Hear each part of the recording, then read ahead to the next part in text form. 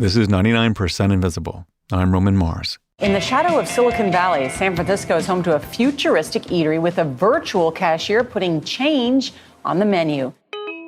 There was a new restaurant that opened a few years back in downtown San Francisco. It was called Eatsa. Eatsa, a high-tech new restaurant where you order on iPads and get your quinoa bowls out of a cubby. And instead of placing an order with a waiter or someone behind the counter, you punch in your order on a screen. It's terrific for those of us who are antisocial. You don't have to actually talk to a person, just swipe your...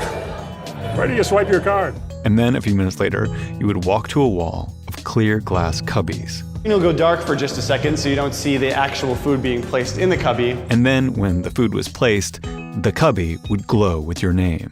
You tap the glass twice and you could open the cubby and your food order was in there waiting for you. You tap it, you get your food, and you leave. The fact that you can just order on the iPad, pick it out of the cubby and go back to your desk means it's really about the most productive way you can get lunch. You never had to interact with a single person if you didn't want to. You didn't have to tip. It was fast. You could hop in, grab a custom-made quinoa bowl, and then go back to work without even pausing your podcast. And I hated it so much. Producer Avery Trufelman. As soon as I heard about Eatsa, I was like, okay, great. Just what we need to be even more removed from our food. Not only where it comes from, but also the person who hands it to you. Because it's not like it's a completely robot restaurant. There's still people back there, behind the cubbies, slicing your avocados. They're just conveniently placed out of sight so that you don't have to say thank you. Like, ah! But you never actually tried it. Okay, no. I never went there. So take it with a big fat pinch of salt. And also, know that I hated it because it was very fun to hate. It was like juicers that connect to your phone with Bluetooth. You know, just like stuff that is so completely lampoonably San Francisco. And so I did what I always do when I'm upset about a stupid thing. I tweeted about it. And instead of getting in a fight, a number of people on Twitter pointed out that this restaurant is not a distinctly modern phenomenon. Something very similar existed at the turn of the century, over 100 years ago. And it was not a San Francisco thing. It was very New York. I grew up in this city, and the city that I grew up in and the city I'm living in now ain't never met each other. This is one of the New Yorkiest people I have ever met, Lorraine Deal. Well, I write about New York history, so I'm always fishing around for something that I want to write about. My grandmother lived on 42nd Street and 8th Avenue. I used to meet her under the clock of the Franklin Savings Bank on Saturday afternoons. We would go to Horn Hardart. Ask anyone who was a kid in New York in the 50s or 60s. They went to Horn Hardart. It was a popular restaurant chain that was, in many ways, the Eatsa of the 20th century. It had locations all over New York City and Philadelphia, and it had very solid standard fare. We're talking literal meat and potatoes. What was your favorite dish? Oh, it was Salisbury steak and mashed potatoes. And when Lorraine decided that she wanted to write about Horn Hardart, she got connected with Marianne. People don't always connect my last name with Horn Hardart, but when they do, immediately stories start to come. Marianne Hardart is the great-granddaughter of Horn Hardart co-founder Frank Hardart. Together, Marianne Hardart and Lorraine Deal teamed up to write the definitive history of this restaurant chain. Turns out these two live near each other on the Upper East Side, and they get along like a house on fire.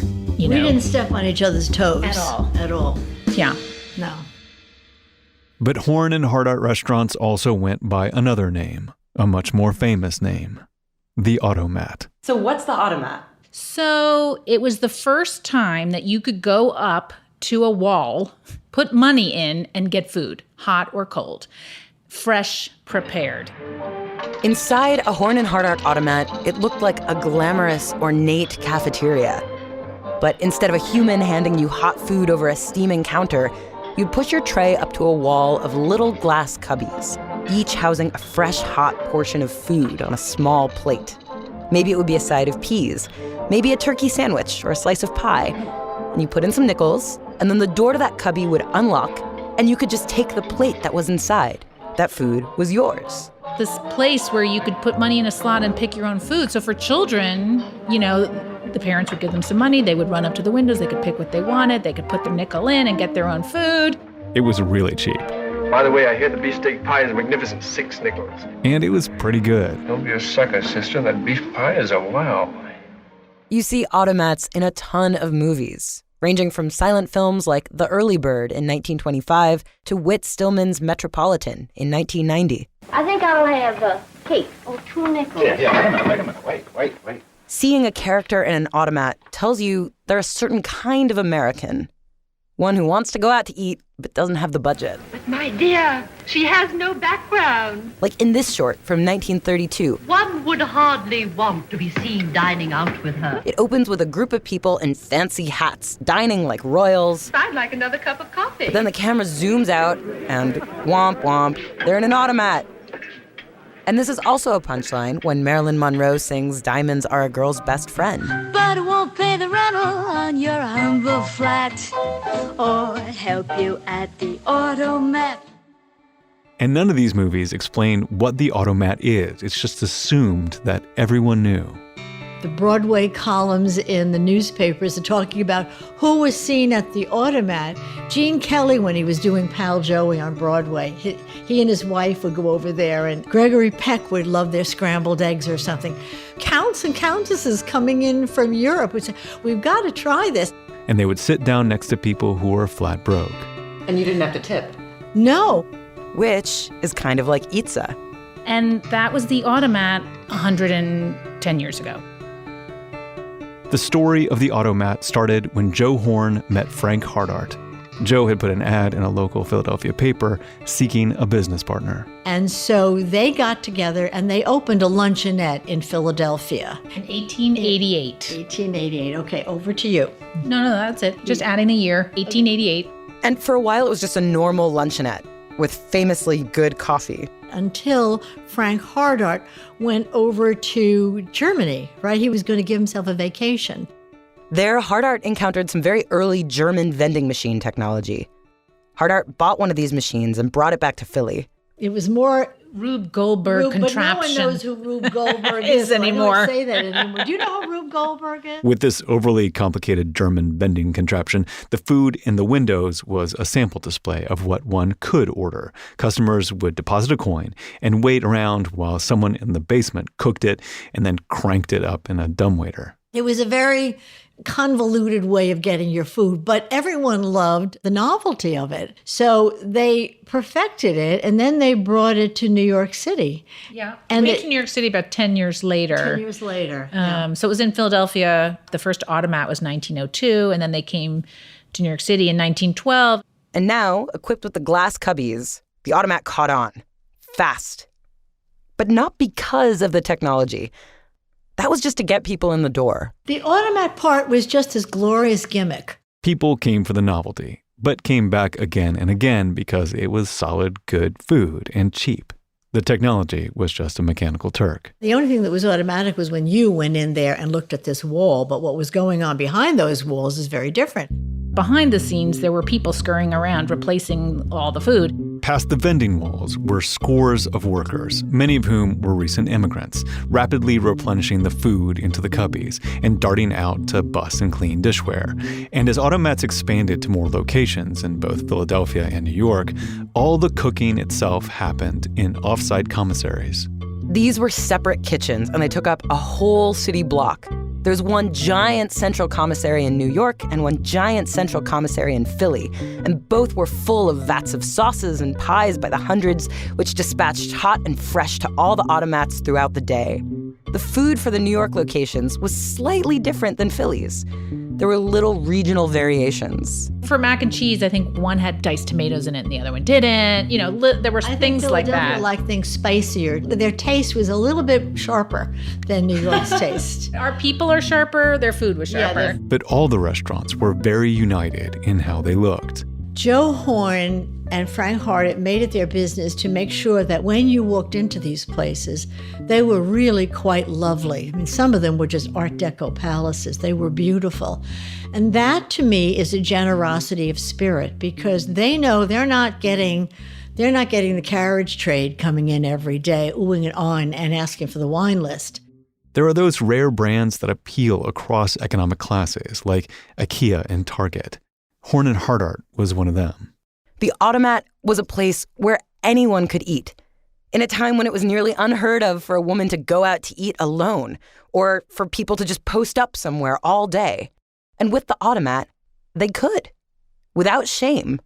And people who were just saving face or saving shoe leather, looking for jobs, would be in there nursing a cup of coffee all day and no one bothered them. We didn't even know that people would eat that way. And then as soon as they could, everyone did. And also people could eat as much or as little as they could. They had total autonomy. I just want a cup of coffee. I really just want 5 pieces of dessert. I want this, I want that. And you didn't have to deal with what you should be ordering or how to order. And it could be quick, it could be leisurely. You were the boss. And because everyone ate there, that's how they could keep it so cheap. It was all economies of scale. That's how they made so much food so fresh and so affordable. It was all volume. Before McDonald's, Horn Hardart was the largest restaurant chain in America and one of the largest in the world. This is Lisa Hurwitz, a filmmaker working on a documentary about the Automat. And by largest, I'm talking about volume. Just stop to imagine that for a second. Somehow, everyone knew about the Automat. Marilyn Monroe was singing about it. It was in a ton of movies. Horn Hardart fed more people than any other restaurant in the United States. And it was only in 2 cities, New York and Philadelphia. For a lot of people, they never could have imagined that Horn Hardart was ever going to disappear because it was such a big part of the fabric of New York City, of Philadelphia. Today, I can't ever imagine Starbucks disappearing, but it could one day. You never know. I think maybe Horn Hardart got a little too comfortable and they couldn't imagine what was about to happen. What happened to the Automat was the story of the American city. White flight and mass migration to the suburbs. Americans had new homes with new cars and new lifestyles. And of course, this changed how people ate.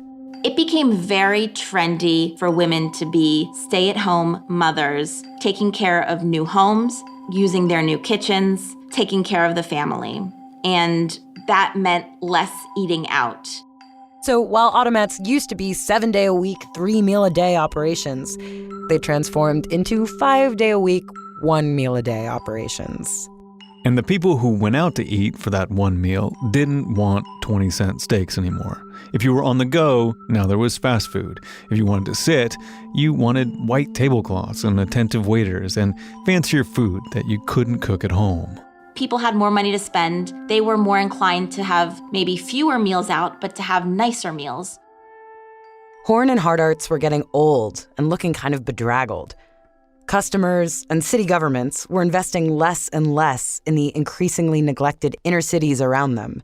And so, Horn and Hardart launches their big comeback ad campaign, in which they dig in their heels and refuse to change at all. If you want something nice to look at when you eat at Horn and Hardart, we suggest you keep an eye on your plate. The campaign was called It's Not Fancy, but It's Good. Although eventually, it wasn't even that good.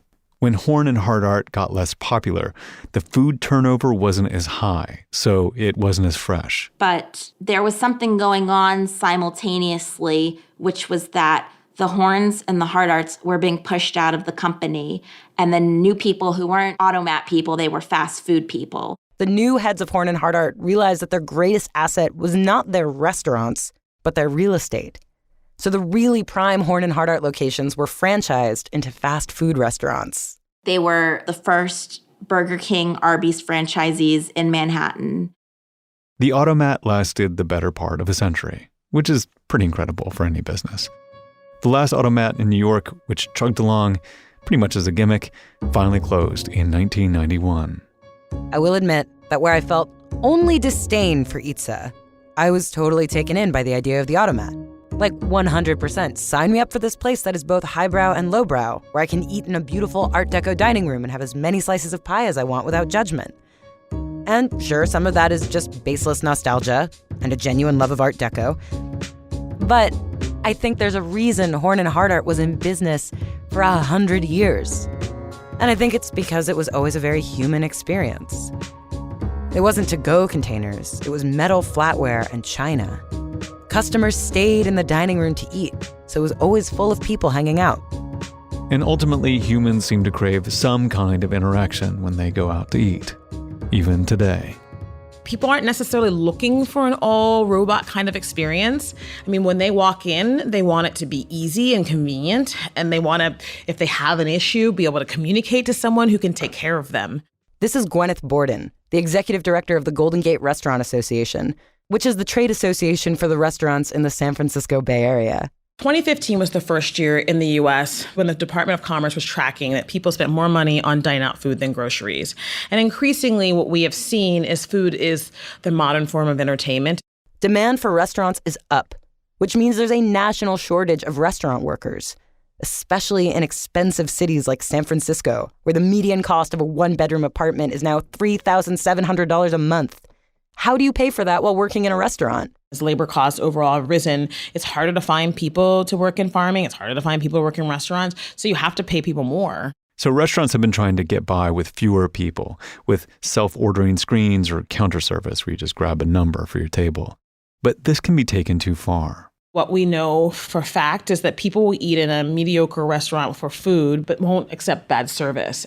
If you look at Yelp or TripAdvisor or whatever, you see in people's reviews that service is a really important factor. You know, in general, yes, people will write things about the food not being great, but it's what usually drives them to do that is a bad experience where they feel like they were not seen or heard. So rather than hiding the workers in the back and automating the front of the house, like Itza or the Automat, some new automated restaurants are trying to flip it. They want the food to be served entirely by humans, but it's cooked by robots. I went to one of these places in San Francisco. It's a robot burger restaurant called Creator, but where people greet you and guide you through the menu and place your order for you. Salad, 1 fountain drink, 2 of the salads, the mixed green salad and winter green salad. And then clear glass robots assemble your burger in under 5 minutes. But then a human calls out your name and hands your order to you. And the secret power of this restaurant is not a central commissary kitchen. It's the 40-some-odd engineers working in the office next door. Because whether they automate the front or the back, these businesses are not just selling food. They are selling their technology. And that's true for Itza. They've gone from selling quinoa bowls to selling their service system. Their 2 locations in San Francisco are now shuttered, with no signs of when they'll open again. Itza wouldn't go on record for an interview, but their PR representative told me that now Itza is focused on selling their serving technology to other chains, like a macaroni and cheese restaurant called Macked and another chain called Wow Bao.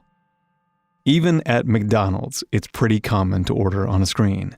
And a salad-making robot named Sally is being put in a restaurant chain based in Louisiana, Mississippi, and Alabama. There are new iterations of vending machines and faceless delivery and robot chefs popping up everywhere. The point is, yes, Horn and Hardart restaurants are gone, but more and more chains are becoming automats.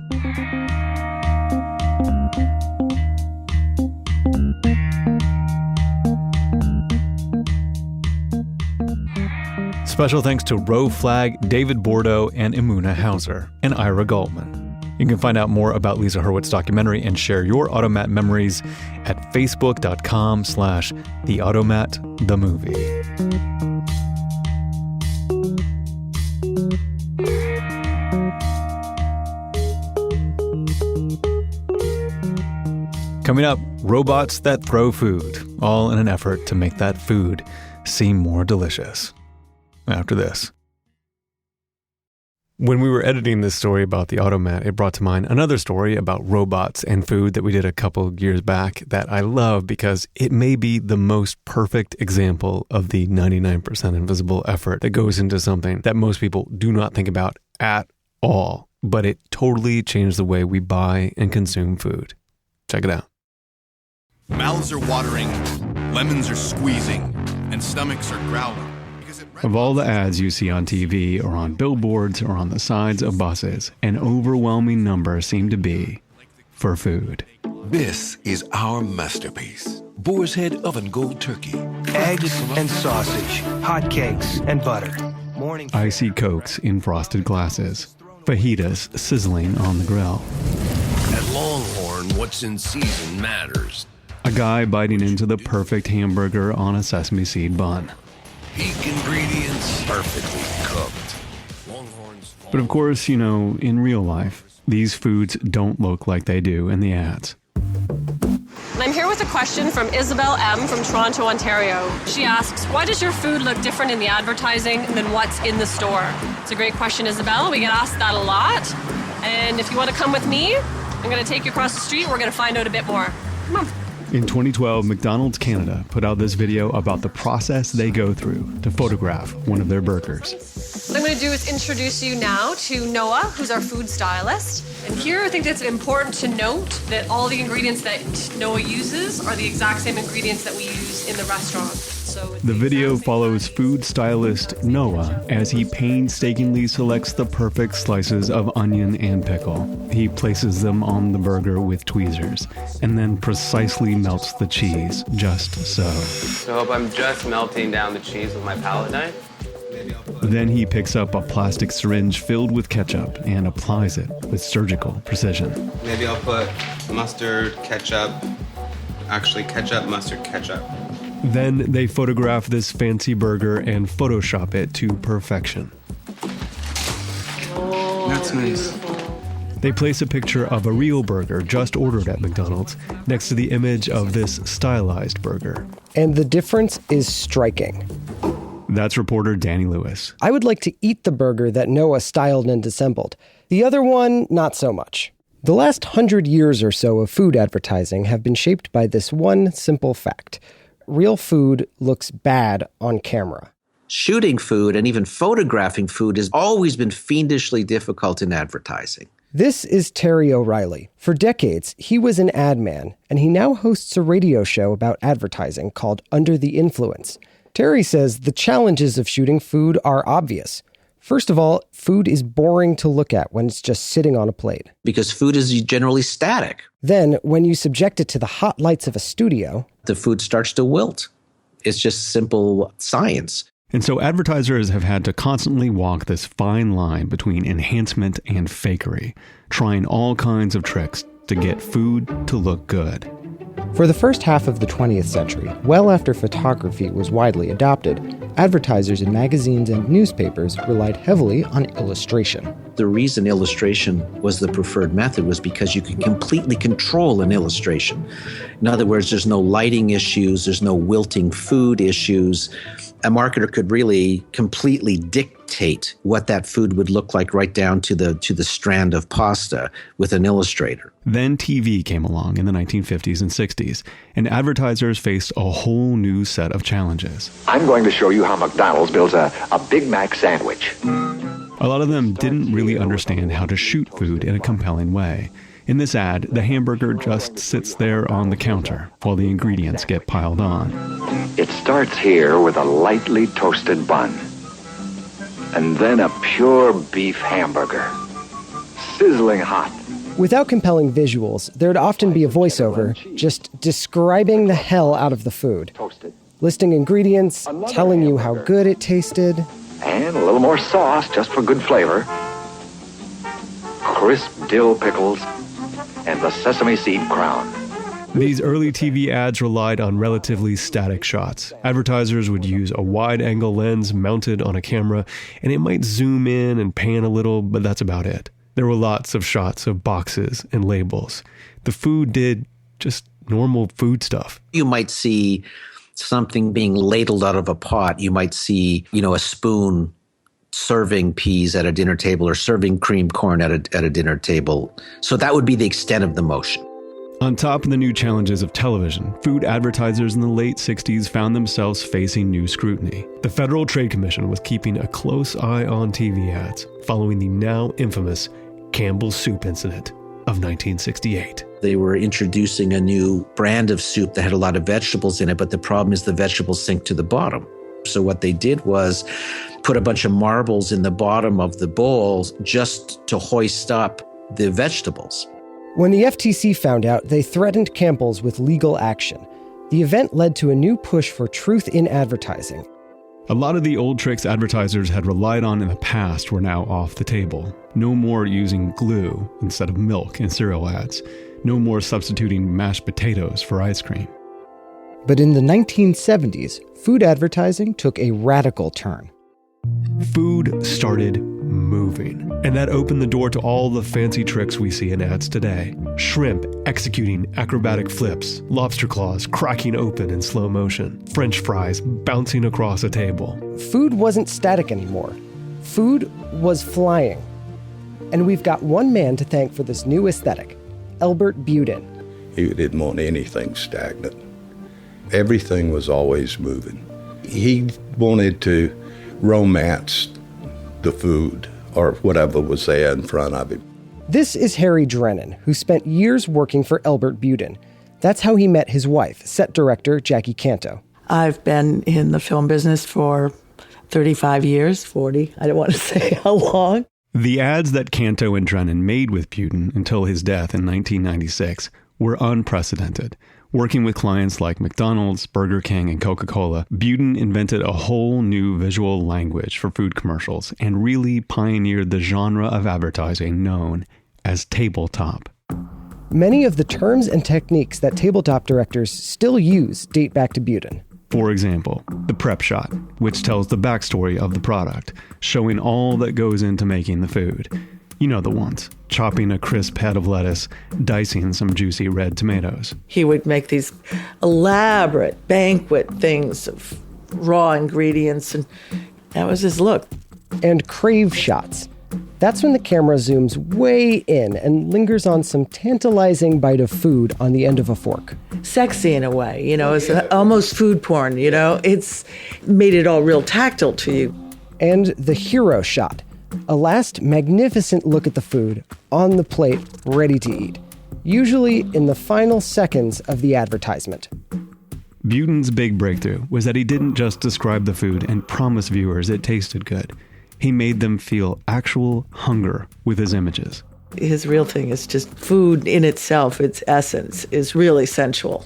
You know what I mean? If you see a hamburger commercial, you really want to eat a hamburger, and that's the point of it. And I think that's what he introduced.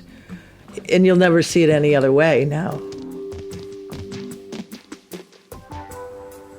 Canto and Drennan remember working long days and sometimes long nights to meet Budin's high standards. And to achieve his vision of flying food and mouth-watering close-ups, they had to use a whole bunch of crazy tools.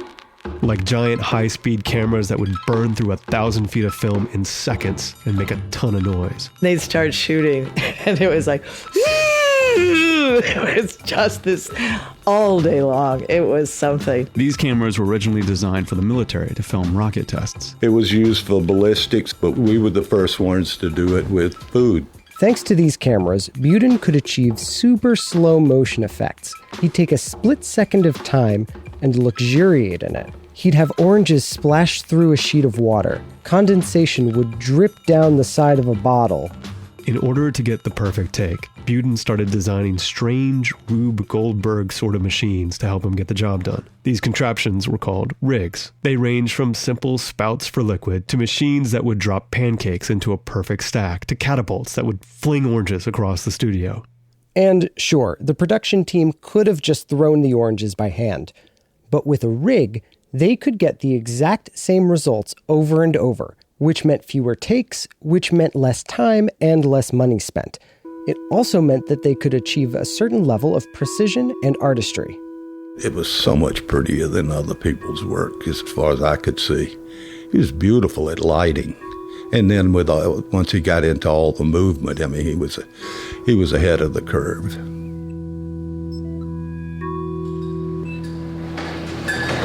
Lights roll, Steve. Roll it. Out, ready, and action. No, I missed it. Try it again. To see how Budin's techniques are still being used today, Danny went to MacGuffin Films in New York. Okay, so just quick description. MacGuffin does commercials for Red Lobster, Olive Garden, Starbucks, and a bunch of other restaurants. The day Danny was there, they were shooting a chicken sandwich. So they are shooting a chicken sandwich. Hero shot, it looks like, on a black slate with a little tray of chili peppers and garlic and stuff. A hand model stands near the edge of the table where the sandwich is displayed. So now they're doing the crowning? Crowning means the hand model takes the bun and puts it on top of the sandwich. Just presses it there, alluringly, then takes the crown off. In between between shots, a guy comes on with a fan brush to brush any crumbs off the top of the chicken. Then the crown goes back on again. Would you mind just putting the crown back on that sandwich, please? It took them all day to film this sandwich. The whole shoot precisely orchestrated, relying on highly technical tools. Downstairs in MacGuffin's prop room, there are all sorts of rigs sitting in storage, a lot like the ones that Buden developed. But these are way more high-tech. Riggers today use lasers and sensors and pre-programmed motors. And depending on the shot or the rig, there can be some intense physics to take into account. Like if you're trying to slice an onion in two while it's flying through the air. We break down the elements, so we know we've got to get an onion to a certain height. This is Anthony DeRoberts. He's a special effects technician at MacGuffin Films, and he designed a special rig just to get this shot. Everything's computer controlled, so when the onion's in the right spot, these two sharp knives come through, split the onion, and leave you with the slice down the middle. And slices of onion artfully tumbling across a table. Classic prep shot. But while Buden may have introduced rigs and action to tabletop, some directors like MacGuffin's Nick Fugelstad are trying to get away from Buden's fantastical dreamscapes of flying shrimp and oranges. I think that's a little bit of an older point of view. For Nick Fugelstad, the idealized images of food that Buden tried to bring to his ads just don't cut it in a world that's now totally saturated with food porn.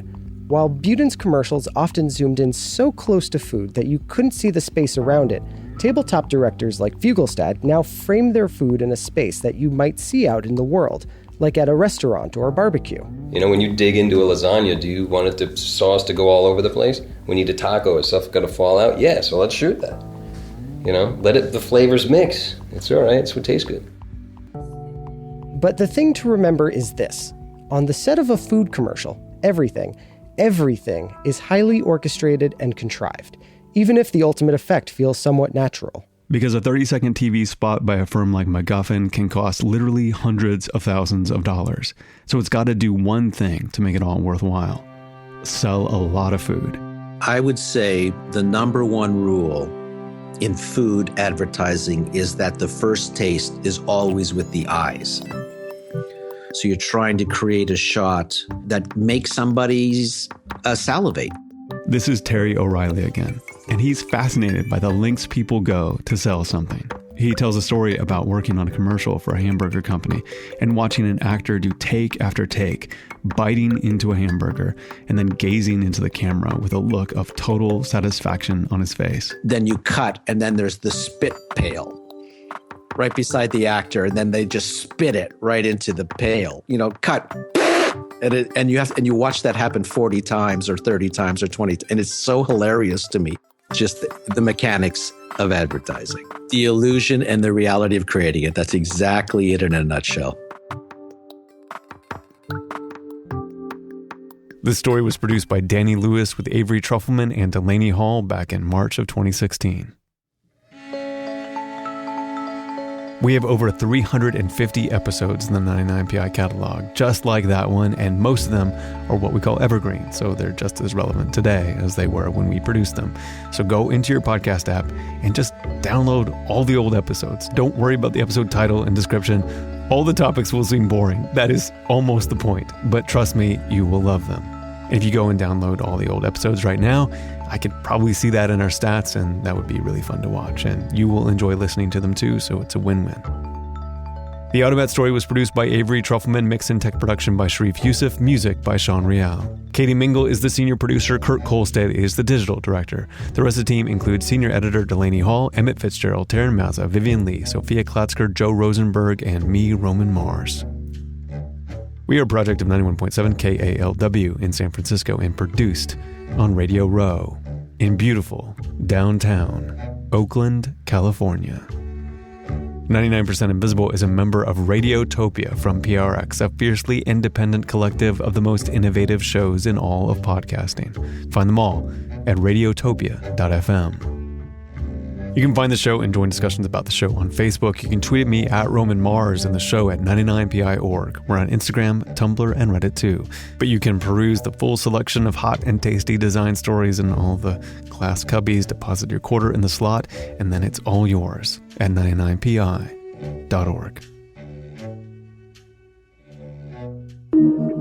Radiotopia.